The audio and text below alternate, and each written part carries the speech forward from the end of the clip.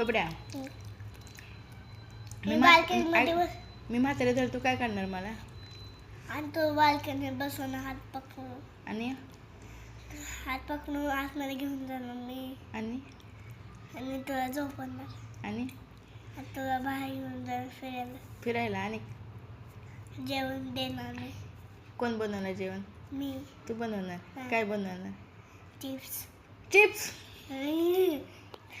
आणि भात बनवणार. आणि भजी बनवणार. आणि पाणी बनवणार.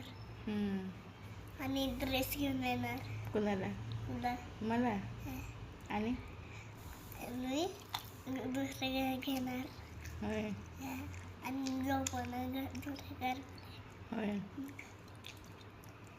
आणि बाबाला मला झोपवणार दुसऱ्या घरमध्ये. होय.